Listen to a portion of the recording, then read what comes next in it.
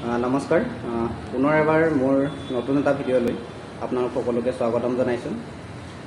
পোনপ্ৰথমে আজি স্বাধীনতা দিৱসৰ সকলোকে বহুত বহুত শুভেচ্ছা জনাইছোঁ। আজি বিশেষ কেইটামান কথা কোৱাৰ উদ্দেশ্যে মই ভিডিঅ'টো প্ৰস্তুত কৰিছোঁ। পোনপ্ৰথমে আহকচোন বাৰু আমি ভিডিঅ'টো চাই লওঁ।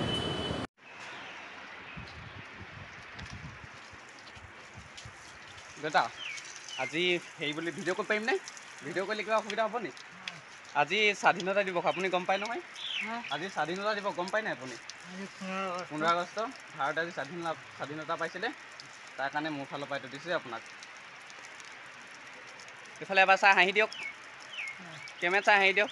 সকলোকে শুভেচ্ছা জনাই দিয়ক। 15 আগষ্ট সকলোকে শুভেচ্ছা জনাইছোঁ। যিবিলাক ল'ৰা তাৰ শুভেচ্ছা মই দিছোঁ আৰু ঋণ ভৱিষ্যতৰ ইহঁতে ধুনীয়া মানুহ হ'ব বুলি ভিডিঅ'ত দেখিলে মানুহজন এইসকল মানুহৰ দৰে আমাৰ অসমত, আমাৰ ভাৰতবৰ্ষত আৰু বহুত মানুহ আছে।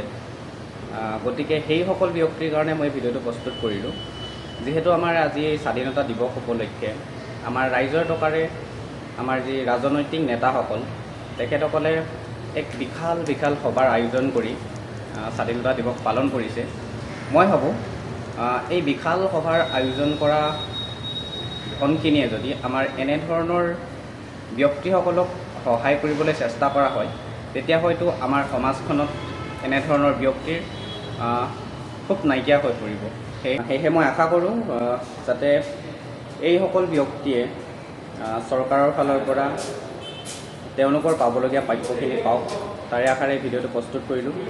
যদিহে মোৰ ভিডিঅ'টোৰ লগত আপোনালোকো একমত বা এইসকল ব্যক্তিয়ে চৰকাৰৰ পৰা যি সাহায্য পাব লাগে, তেওঁলোকৰ যি প্ৰাপ্তি আজি ৭৭ সংখ্যক স্বাধীনতাৰ তেখেতসকলৰ যি নাগৰিকত্ব অধিকাৰ সেয়া যাতে পাওক।